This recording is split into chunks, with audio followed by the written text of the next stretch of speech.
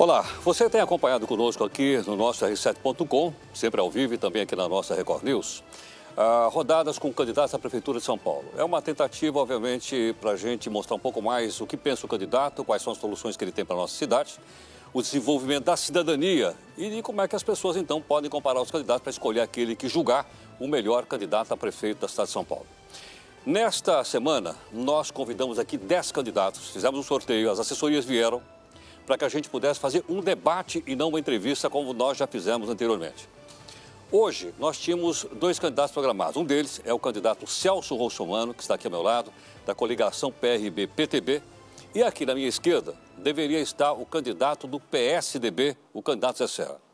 O candidato Zé Serra não mandou representante na reunião, não veio, nós convidamos para que ele viesse, para que a gente pudesse ter uma troca de ideias entre os candidatos. Então, na ausência do candidato Zé Serra, do PSDB, nós vamos então hoje entrevistar o nosso candidato do dia, que é o candidato Celso Russomano. Celso, inicialmente, muito obrigado pela gentileza, pela participação conosco aqui, para a gente poder então desenvolver um pouco melhor aí o conhecimento que as pessoas têm dos candidatos a prefeito de São Paulo. Celso, a primeira coisa é assim, será que o Serra não veio porque temia debater com você hoje ou não? Eu adoraria estar aqui debatendo com o Serra os problemas da cidade de São Paulo. Acho que São Paulo tem muitos problemas, as enchentes que aterrorizam as famílias, problema do transporte coletivo, mobilidade urbana, nós temos problema de segurança pública, que não é competência da prefeitura, mas a gente tem que atuar. A gente tem um problema de educação, falta de creches, ou seja, mais de 123 mil crianças fora das creches. A gente tem problemas na área de saúde, que são os mais diversos. Eu adoraria que ele estivesse aqui para a gente fazer um debate. É uma pena, eu sinto muito, ele não ter comparecido e não explicar por que não compareceu. Agora, enfim, Celso, de toda forma, vamos falar, gente, sobre a cidade de São Paulo. Celso, mais uma questão que eu queria, até já foi objeto aqui de várias perguntas, é o seguinte, as prefeituras de São Paulo geralmente tem sido uma polarização entre o PSB de um lado e o PT do outro. Hoje o quadro está diferente, o Serra está em primeiro, você está em segundo. Hoje essa polarização poderia ser, então, PSB de um lado, PRB-PTB do outro? Pois é, eu acredito que as pessoas em São Paulo estão em busca de uma pessoa que resolva os problemas da cidade. E eu acho que por esse motivo é que eu estou bem nas pesquisas. Mas eu recebo essas pesquisas com muita humildade e com o pé no chão.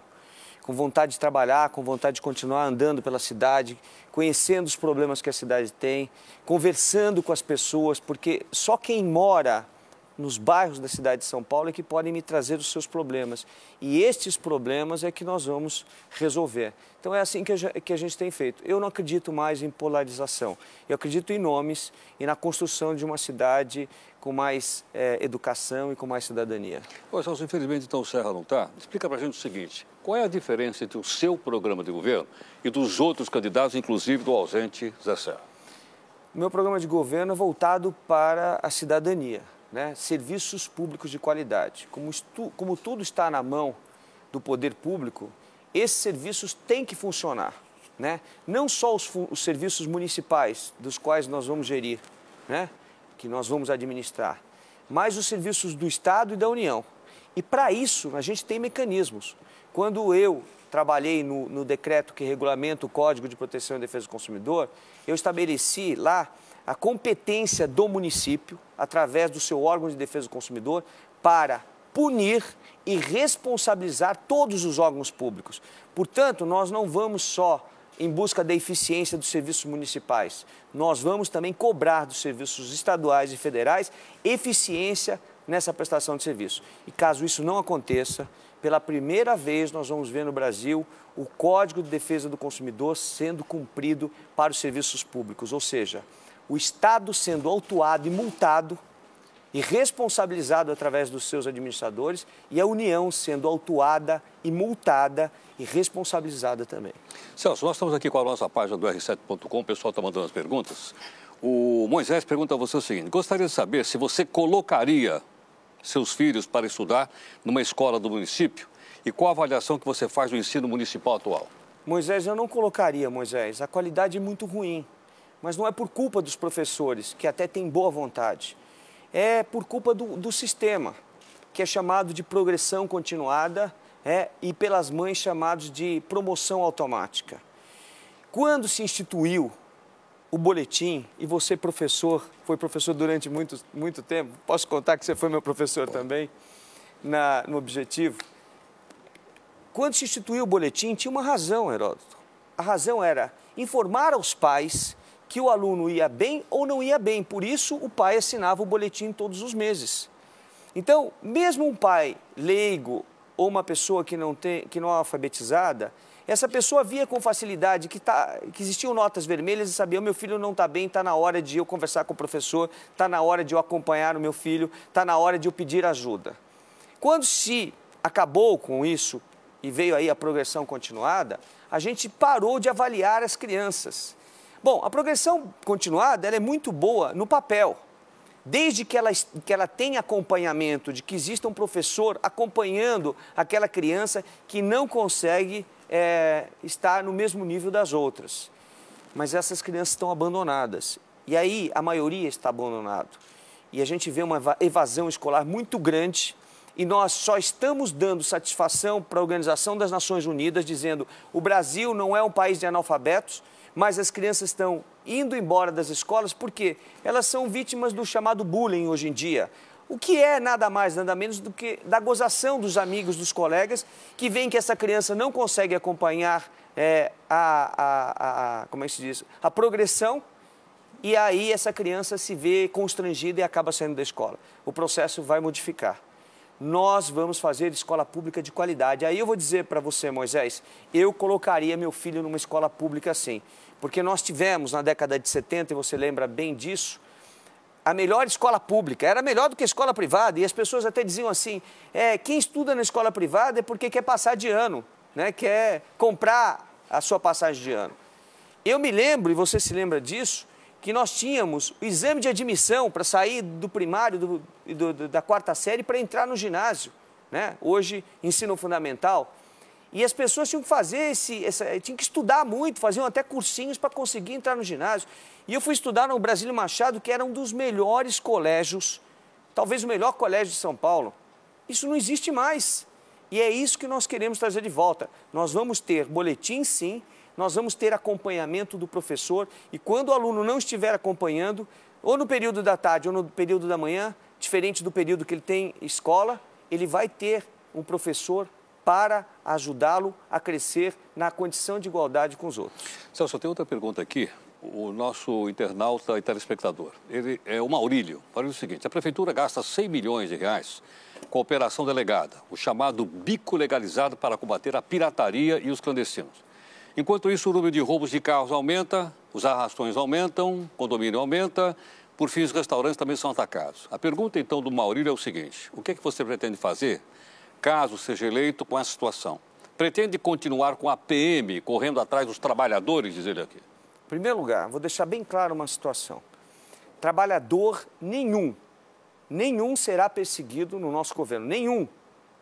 Em que situação for, nós vamos regularizar a situação dos trabalhadores, isso sim. Agora, perseguir de maneira nenhuma.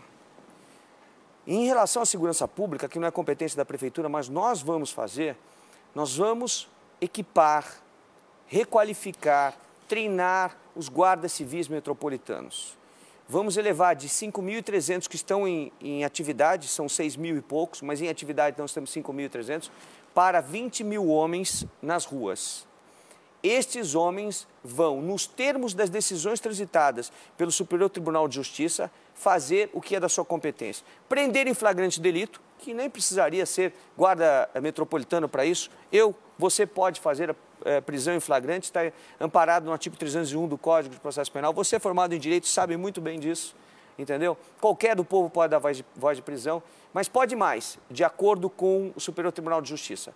Pode fazer vistorias, pode apreender o que é ilícito, por exemplo, a droga, que é ilícita, vai ser apreendida. Nós não vamos ver mais nas ruas as pessoas consumindo crack e a polícia assistindo de longe.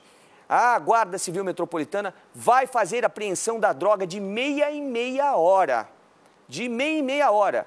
Só sem a droga é que aquela pessoa que está doente, porque o viciado é um doente, a gente tem que considerar um doente, é que essa pessoa vai procurar ajuda, né? Em estado de abstinência. Neste caso, nós vamos ajudar. A prefeitura vai ter um trabalho social para ajudar e para tratar essa pessoa. Agora, nós não vamos permitir que a violência continue nesse caminho. Com relação à operação delegada, nós vamos manter, mas para policiamento. Para policiamento. É isso que nós vamos fazer.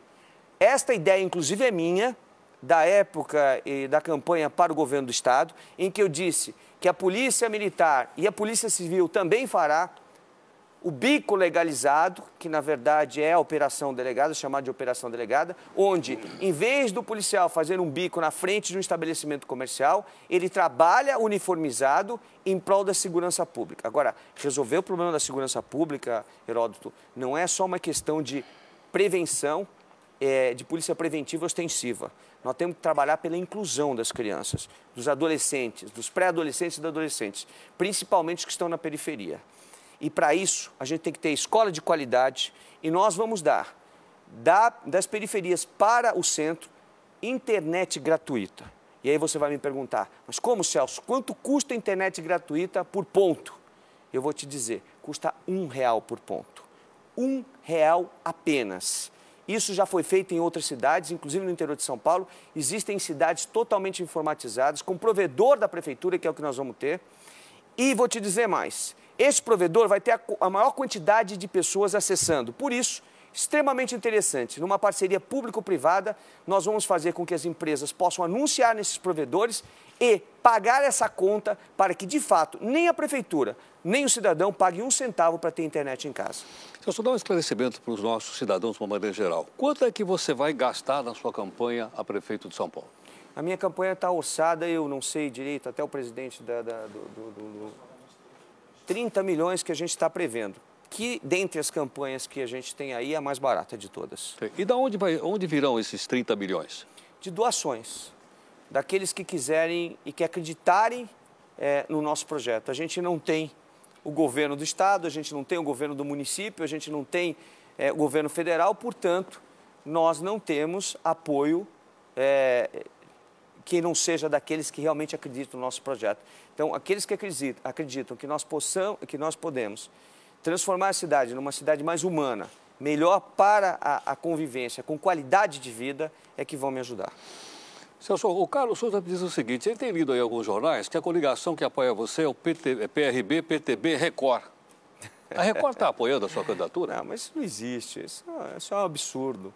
A minha campanha é apoiada por aquele que acredita, e eu vou lhe dizer mais. O que nós pretendemos na nossa campanha? Eu não tenho padrinhos políticos, eu não tenho, definitivamente, pessoas que estão no ápice da sua vida política me apoiando. Eu tenho você, e nós vamos criar um voto dizendo, eu sou o padrinho do Celso Russomano, eu sou a madrinha do Celso Russomano.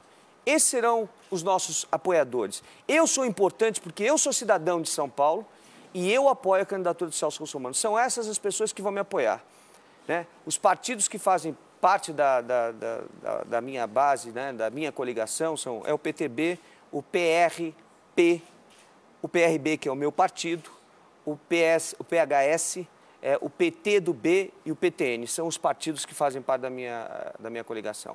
Isso da Record está apoiando a minha candidatura, isso não existe. Celso, pegando uma carona então na pergunta aqui do Carlos Souza, ele estava dizendo o seguinte, diz que o candidato Chalita é o candidato católico. Então, minha pergunta é se você é o candidato dos evangélicos?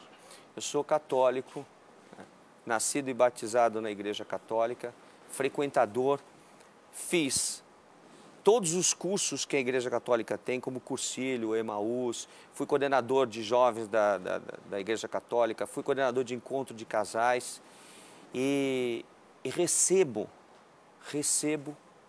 com muita gratidão o apoio de todos os evangélicos de São Paulo para a gente construir uma cidade melhor. Vou mais além, aprendi com a minha mãe a ser ecumênico e frequentei já vários cultos de várias igrejas, porque onde você tem uma portinha aberta, Heródoto, com alguém pregando a palavra, pregando o bem, pregando o amor ao próximo, pregando a Bíblia, com certeza absoluta, ou qualquer outra religião que pregue o amor ao próximo, que pregue o bem, nós estamos fazendo uma linha de conduta para o cidadão. Isso é extremamente importante para a vida de cada um de nós. As pessoas, às vezes, não matam. Não é porque a lei proíbe, porque vai levar para a cadeia, não. é porque tem, né, uma conduta religiosa. Todas elas são extremamente importantes.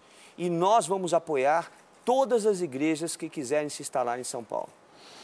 Celso, tem várias perguntas aqui, por exemplo, tem do Pablo, tem do Luiz Felipe, etc, etc, etc. O pessoal está bastante preocupado aqui com a situação do trânsito da cidade de São Paulo. Alguns até citam que nós temos aqui 7 milhões de carros na cidade.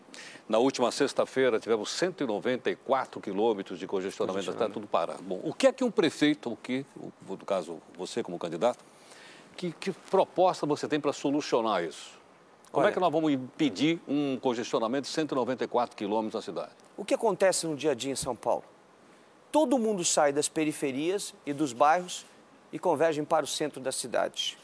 Como é que você começa a resolver o problema da mobilidade urbana? É simples, levando o emprego para as periferias, principalmente os prestadores de serviço, como, por exemplo, os call centers, que empregam 2, 3, 4, 5 mil pessoas. Nós temos na periferia mão de obra, nós podemos treinar essa mão de obra e podemos fazer com que essas empresas estejam lá. Mas como fazer para as empresas saírem do centro e irem para as periferias? Dando incentivo fiscal. É assim que nós vamos fazer. Aí a gente gera emprego na periferia, a gente treina a mão de obra, a pessoa trabalha onde mora, consequência disso vai querer se divertir aonde mora, então nós vamos gerar outro tipo de emprego, né? Vai querer consumir aonde mora, nós vamos gerar o comércio. Então, nós vamos criar polos de trabalho e de sustentabilidade. Agora, mas isso não vai resolver o problema de congestionamento de sexta-feira em São Paulo. Calma. Com isso, a gente diminui a mobilidade das pessoas que vão para o centro e voltam todos os dias. Esse é o primeiro princípio. Segundo, maior quantidade de corredores. As maiores cidades do mundo tem uma quantidade grande de corredores, falta isso em São Paulo. Nós vamos fazer um pouco mais. Todos os ônibus andarão nos corredores. Hoje, eu não sei se você sabe, Heraldo, mas os ônibus dos consórcios andam nos corredores. Os ônibus das cooperativas andam fora do corredor. Então, se você pegar a estrada aí no Boi-mirim, você vai ver ônibus parando do lado direito, congestionando o tráfego todo e ônibus andando dentro do corredor. E por que os cooperados não entram no corredor? Por quê? Por dois motivos. Primeiro que os consorciados, né, as empresas consorciadas, impõem, e eu não sei com que força eles têm em cima da SP Transporte, né, que eles impedem que os ônibus das cooperativas entrem. Os ônibus das cooperativas carregam 45% da população de São Paulo, daqueles que andam de ônibus, e os outros 55%. Então você já começa com congestionamento aí. Todo mundo no corredor. 2, as plataformas de embarque e desembarque dos corredores serão do lado direito. Por quê? Porque os ônibus têm porta do lado direito. E aí você tem ônibus com porta do lado esquerdo e com porta do lado direito. Você diminui a capacidade do ônibus e as pessoas andam de pé e mal distribuídas dentro do ônibus. Nós vamos resolver esse problema. Para eu entender, você vai pegar o corredor que está do lado esquerdo e colocar do lado direito? Não, o corredor vai continuar do lado esquerdo. As plataformas de embarque que vão para o lado direito e não para o lado esquerdo. E aí todos os ônibus terão portas do lado direito. E a diferença é a seguinte, em vez da plataforma ser uma plataforma central, você tem uma mais à frente e uma mais atrás para dar espaço suficiente para que o ônibus entra, faça a conversão, pare na plataforma, como se diz, os passageiros embarquem e desembarquem. É uma forma inteligente de fazer. Aumentando a quantidade de corredores, nós vamos aumentar a velocidade do ônibus em São Paulo, que varia hoje entre 11 e 13 quilômetros. Então, nós temos uma mobilidade péssima. As pessoas que saem dos pontos Zona Leste e Zona Sul, que são os pontos mais distantes da cidade, chegam a demorar 2h30 para chegar no centro da cidade. E o que é mais grave, Heródoto? Quando chegam nos terminais, param e ficam 40, 50 minutos parado na porta do terminal, com a porta do ônibus fechada, esperando para entrar no terminal para poder desembarcar os passageiros. As pessoas não aguentam isso. E se saírem antes, perdem o direito, né, ao bilhete, né, que é o bilhete único. Então as pessoas ficam revoltadas de ter que ficar dentro do ônibus trancado, tudo mal distribuído. Ou será que a prefeitura não consegue ver o que está acontecendo? Só as pessoas que me cruzam na rua, que me encontram e que vão contando, Celso, está acontecendo isso, Celso vai ver aquilo. E isso tudo por conta da defesa do consumidor? porque os serviços públicos também estão enquadrados no Código de Defesa do Consumidor. Então, nós vamos fazer isso. Nós vamos acabar com os ônibus montados em cima de chassi de caminhão. Você vai me dizer, mas por quê? Qual o problema? O problema é o ruído interno, em primeiro lugar. Problemas de audição. Montados em cima de chassi de caminhão, a suspensão é em cima de mola e você tem problemas com coluna, com rim, e muita gente não sabe que tem problemas sérios de saúde por conta do transporte de péssima qualidade. Ainda 65% da frota é montada em cima de chassi de caminhão. Nós vamos colocar ar-condicionado nos ônibus. Todos terão ar-condicionado. Nós estamos numa cidade tropical, num país tropical. E nós vamos ter maior quantidade de ônibus nos horários de pico. Agora, veja, por que tudo isso é importante? Porque a gente quer que as pessoas deixem os seus carros em casa. Agora, como as pessoas vão deixar os seus carros em casa para melhorar a qualidade da mobilidade urbana se o transporte coletivo é ruim? Se o metrô está congestionado porque o transporte terrestre é ruim? Se nós não temos outras opções que nós deveríamos construir a preço mais barato? Nós vamos mais além. Nós vamos autorizar o compartilhamento de táxis, aquilo que existia na década de 60 e 70, em que as pessoas tomavam as lotações. Não é van, não, é táxi mesmo. O táxi vai ser autorizado e aí nós vamos ter um provedor da prefeitura e as pessoas se cadastram e de manhã cedo eles vão saber que os táxis estão saindo de determinado bairro, eles entram em contato com o motorista pega as pessoas na porta de casa, leva até o centro da cidade, no final da tarde pega essas pessoas, volta e entrega na sua casa com uma tarifa compartilhada. Então nós vamos melhorar a qualidade da mobilidade porque a gente vai diminuir a quantidade de carros. Mas não basta isso, a gente tem que diminuir o preço da tarifa do táxi que é muito grande. Quanto é? Bom, eu não sei te dizer agora por quilômetro, porque você tem uma diferença, inclusive... Então, a bandeirada tarifa, é 4,30. 4,30. E o quilômetro é 3 e cacetada. Ótimo, obrigado pela informação. Você sabe que isso daqui é mais caro que Nova York? É exatamente isso. Sabe que é o dobro de Buenos Aires? É exatamente isso. Como resolver o problema? Nós não subsidiamos o transporte coletivo? Subsidiamos. Então, por que a gente não subsidia? O quilômetro é 2,50. 2,50. 2,50. A bandeirada é 4,70. Anotei aqui porque eu também não sabia. É, muito bom. É, boa informação. A gente tem uma bandeirada noturna mais cara, inclusive. 20%. 20% mais cara. Então, o que você tem que fazer? Você subsidia através da gasolina, que é o produto mais caro para o combustível, que é o produto mais caro para o taxista. Então, você baixa o preço do combustível, você proporcionalmente baixa o preço da tarifa. Baixar o preço do combustível, subsidiar, quer dizer, a prefeitura então vai vender o combustível mais barato? É, a prefeitura vai abrir mão da parte do ICMS que cabe à prefeitura. Uma parte é do Estado e outra parte é da prefeitura. E com isso você vai abrir quanto? Quanto é que você vai perder de arrecadação? Pois é, isso tem... nós temos que ver a quantidade de veículos, isso é um cálculo que tem que ser feito, versus a quantidade de quilômetros. De uma forma ou de outra, isso sai muito mais barato, Heródoto, do que os congestionamentos, o mal que a gente faz ao meio ambiente quando você tem 190 quilômetros de congestionamento e o inferno que você cria na vida das pessoas. Então, isso custa muito mais barato. Mas já fazemos isso com o transporte coletivo. E o táxi também é um transporte coletivo, porque o táxi carrega em média de 60 a 70 pessoas por dia e o seu veículo, Heródoto, só carrega você. Sem dúvida. Então, a gente tem que aumentar a qualidade do transporte coletivo e a capacidade desse transporte para evitar que as pessoas saiam com os carros de casa. Com isso, a gente vai melhorando a mobilidade urbana, né? Nós temos que criar outros mecanismos. Você não vai criar nenhuma medida restritiva para a circulação de carro particular? Não vou. Eu dia vou IPA, placa IPA? Não, isso já existe, né? Não, existe amanhã, mas eu digo o dia todo, como tem na Cidade do México? Não, nós não vamos fazer isso porque nós vamos apenar justamente com quem tem menos dinheiro. Quem tem mais dinheiro vai achar maravilhoso, vai ter o seu terceiro, o seu quarto carro em casa, como já tem, e sai do mesmo jeito e você não resolve o problema da mobilidade urbana. Você tem que criar soluções alternativas de qualidade de vida, de qualidade de transporte para resolver o problema da mobilidade urbana. Tá, só queria então dizer para os nossos internautas e telespectadores que é uma entrevista, deveria ser um debate. Infelizmente o candidato José Serra, que foi convidado, como todos os outros candidatos, não mandou representante, não compareceu, né, e por esse motivo, então, o Celso Russomano, ao invés de fazer o debate, está fazendo aqui uma entrevista. Celso, já que você está falando em desdobramento, o Guilherme, ele mora em São Miguel Paulista, né? Ele pergunta assim, que bairro você mora?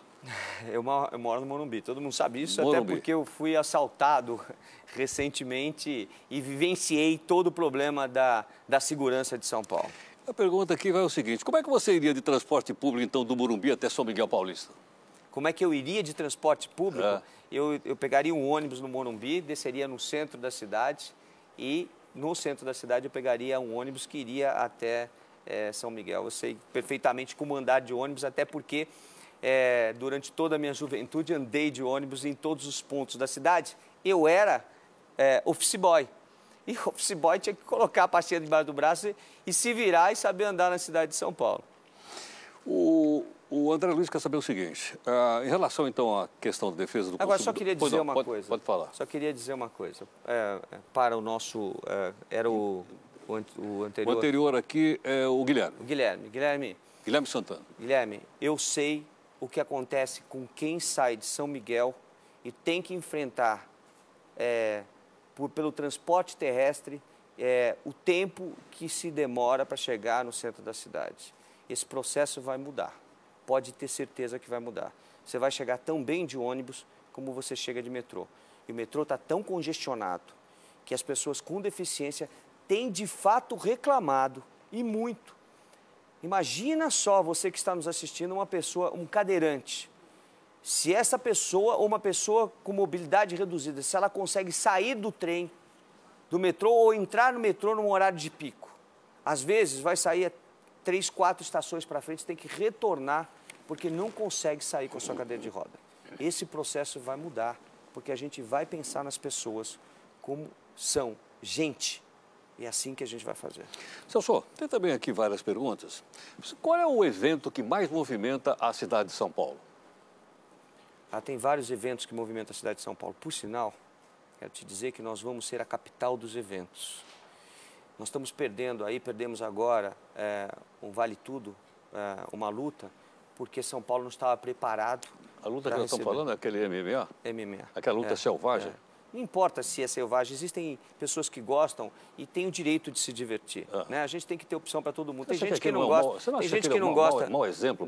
Tem gente que não gosta de... Eu acho que não. Não? Eu acho que não. Eu acho que é um esporte. É um esporte. Eu acho que é um esporte. É um esporte violento, mas é um esporte como o boxe. Também desfigura as pessoas, quebra o nariz, etc. e tal, e nem por isso as pessoas falam do boxe. Como também o karatê, que eu lutei durante muitos anos, pode desfigurar e matar uma pessoa. Qualquer luta pode matar alguém, né? O que a gente precisa entender como se pratica o esporte, né? E talvez até existe lá na periferia? Talvez até determinar as regras para que essas coisas aconteçam. Porque a gente não pode perder os eventos, né? Todos os eventos são bem-vindos na cidade de São Paulo. As pessoas precisam de diversão. Está provado pela Organização Mundial de Saúde que o povo, o cidadão que tem diversão, que tem lazer, é menos violento. É muito menos violento. E você diminui o índice de violência quando você tem diversão. E é o que nós vamos proporcionar na cidade. Muita diversão. Agora, todos os eventos serão bem-vindos em São Paulo e nós vamos abrir espaço para que isso aconteça. Hoje, se eu quiser fazer, eu sou ciclista, né? Se eu quiser fazer uma competição de ciclismo em Interlagos e trazer as competições da Europa para o Brasil, que adorariam vir para a América do Sul, adorariam, eu não consigo, porque é tanta burocracia, é tanto problema que é causado que ninguém consegue fazer um evento na cidade de São Paulo. Nós vamos mudar esse processo. Bom, Celso, ainda em relação às questões aqui de segurança, o Gabriel diz o seguinte, como é que poderia haver uma coordenação da atuação da Polícia Militar, da Polícia Civil com a Guarda Metropolitana? Quantos guardas metropolitanos tem na cidade, você sabe? Nós temos 5.300, 6.000 e pouco, mas 5.300 estão em atividade, fazendo convênio. É assim que a gente pode fazer uma interação entre eles. Mas o guarda municipal não é apenas para tomar conta, aspas, dos próprios municipais? Por isso que eu falei aquela hora das decisões transitadas no Superior Tribunal de Justiça, que já pacificaram, né, as atribuições, a competência das guardas civis metropolitanas, ou das guardas civis, aqui em São Paulo, Guarda Civil Metropolitana, né? E dentro dessa competência está a prisão em flagrante delito, o policiamento preventivo, né? A abordagem ao cidadão, e a apreensão de produtos ilícitos, inclusive a droga. Então, nós vamos colaborar. Ou seja, ele vai ter poder de polícia, é isso? Não, vai ter o poder estabelecido pelo que já transitou em julgado. O poder de polícia, propriamente dito, você é formado em Direito, conhece, é constitucional. E aí, nós vamos trabalhar, e eu já trabalhei isso, mas eu vou pedir à bancada de São Paulo, com muito mais força, que trabalhe uma emenda constitucional, e eu tenho várias, inclusive, tramitando em Brasília, inclusive da criação da nova Polícia Estadual, né, para que seja uma polícia apenas e não duas polícias. Então, não é a fusão, é a nova polícia, e aqueles que não quiserem aderir vão ficar na Polícia Militar e na Polícia Civil, até que a adesão seja completa, como aconteceu... Está propondo a fusão? Como fez o Mário Covas no passado? Não é fusão. É a criação de uma Polícia Estadual, a nova Polícia Estadual. Porque as polícias civil e militar não aceitam essa fusão. Muitos não aceitam. Não tem problema nenhum. Continua a Polícia Civil e a Polícia Militar. A nova polícia é criada e, com o passar dos anos, à medida que aqueles que estão na corporação vão se aposentando ou na instituição vão se aposentando, fica uma polícia só. Não existe em lugar nenhum do mundo duas polícias estaduais. Não existe em lugar nenhum do mundo uma polícia que pega como é que se diz, a ocorrência na rua e meia hora depois, uma hora depois, transfere para uma nova polícia tocar uma investigação de alguma coisa que ela não viu, de que ela não acompanhou. O processo está totalmente errado. E como está errado, a gente tem o resultado disso. 5% dos crimes em São Paulo são apurados. Só 5% dos crimes. Isso mostra que o sistema está mal feito e que não funciona.